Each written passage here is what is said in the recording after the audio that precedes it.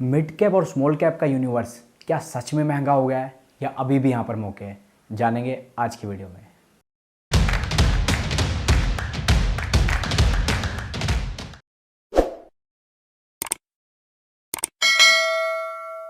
नमस्कार दोस्तों, स्वागत है आपका अपने चैनल इन्वेस्टो में। सबसे पहले तो आप लोग मुझे बताइए कि क्या आपको भी लगता है कि मिड कैप और स्मॉल कैप में जो हाल में इतनी बढ़िया रैली देखने को मिली है, अब सारे ही mid cap small cap stock overvalued हो गए हैं, या कोई स्टॉक है जो अभी भी ओवर वैल्यूड नहीं हुआ है? तो कमेंट करके हमें बताइए।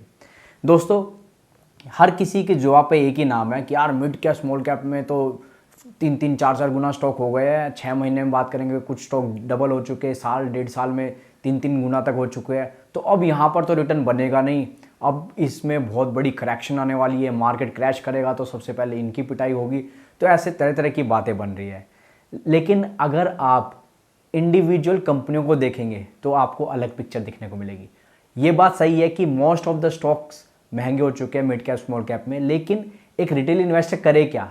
हम रिटेल इन्वेस्टर अगर लार्ज कैप कंपनियों को खरीदना शुरू कर देंगे जिनकी market cap already 3 lakh, 4 lakh, 5 lakh या 10 लाख करोड़ है, तो हमारा कितना पैसा बनेगा? आप एकदम सही सोच रहे हो कि लार्ज कैप स्टॉक्स में बहुत बड़ी वेल्थ बनाना डिफिकल्ट है।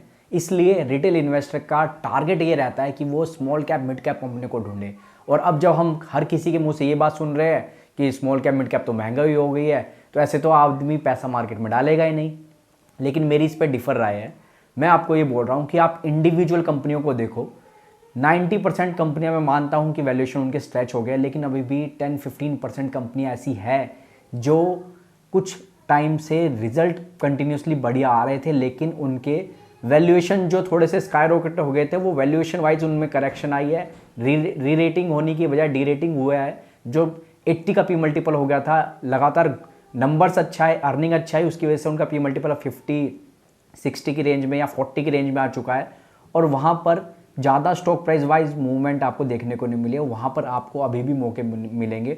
तो आप एक तरफा पूरी मार्केट को एक ब्लैंकेट कवर नहीं कर सकते कि सारे मिड कैप स्मॉल कैप महंगे हो गए हैं। और अब सबसे बढ़िया टाइम है जब अब रिजल्ट सीजन शुरू हो रहा है, Q2 के रिजल्ट्स आने शुरू हो जाएंगे, तो सबसे बेस्ट टाइम है कि आप ये अनुमान लगा सकते हैं कि कौन सी कंपनी ओवर वैल्यूड हो चुकी थी। क्यों? जैसे ही रिजल्ट आएंगे, अगर ओवर वैल्यूड कंपनी के रिजल्ट अच्छे भी आएंगे तो उनकी पिटाई 100% होगी, आप खुद ही देखोगे। और जो कंपनियां कुछ टाइम से परफॉर्म स्टॉक प्राइस वाइज कम परफॉर्म नहीं कर रही थी, लेकिन वैल्यूएशन थोड़े थोड़े करके नीचे आ गए थे, और जैसे ही वो कंपनी अच्छे रिजल्ट देगी, 20-30% की अगर ग्रोथ उनकी अर्निंग में देखने को मिली, तो उसके स्टॉक प्राइस में आप थोड़ी बहुत फिर से इस लेवल से भी ऊपर के लेवल आते आपको दिखेंगे। तो आपको क्लियर कट अपनी कंपनी पे फोकस करना है।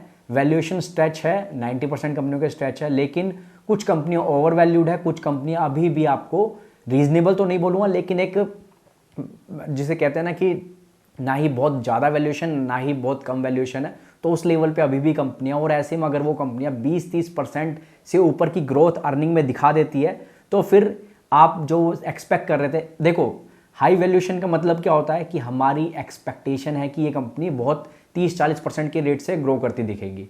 अब कुछ कंपनियों ने पास्ट में ऐसा किया है, पिछले 4 क्वार्टर के रिजल्ट देखोगे, 6 क्वार्टर के रिजल्ट देखोगे, तो 25-30% की ग्रोथ उन्होंने दिखाई है। तो मार्केट ने उनके वैल्यूएशन को ऊपर पहुंचा दिया है। तो वो वैल्यूएशन तभी सस्टेन होंगे अगर कंपनी आगे के क्वार्टर में भी 30-40% की ग्रोथ देती रहे। तो मैं आपसे वही बोल रहा हूं कि जो कंपनी अभी भी 40 से 60-70 के पी मल्टीपल पर है और रिजल्ट में आपको 25-30% की ग्रोथ दिखेगी, तो फिर आप वहां देखोगे कि ज़्यादा वहां पर आपको करेक्शन नहीं दिखेगी। और अगर थोड़ी बहुत करेक्शन आएगी तो बाइंग आ जाएगी और वहाँ से आपको फिर से वो स्टॉक ऊपर जाते दिखेंगे। लेकिन जो कंपनियां 70-80-90 के पी मल्टीपल पे, और अगर रिजल्ट आते हैं तो रिजल्ट आते हैं 15% की ग्रोथ, 20% की ग्रोथ, तो मार्केट उनको बख्शेगी नहीं, उनकी अच्छी तरह से पिटाई होने को मिलेगी। तो ये Q2 के रिजल्ट्स आपको आईना दिखाएंगे इस रिजल्ट सीजन। इस बात का बिल्कुल ध्यान रखना, ताकि आपका दूध का दूध और पानी का पानी हो जाए कि कौन सी कंपनियां महंगी थी और कौन सी कंपनियां स्मॉल कैप और मिड कैप में अभी भी ठीक ठाक लेवल पे चल रही थी। तो होपफुली आज का वीडियो आपको अच्छा लगा होगा। अच्छा लगे तो लाइक कीजिएगा, और ये जो हमारी नई सीरीज़ है क्या लगता है, इसको पूरा सपोर्ट कीजिएगा। ऐसे ही इंटरेस्टिंग वीडियो हम आपके लिए स्टॉक मार्केट से रिलेटेड लाते रहेंगे। Thank you so much.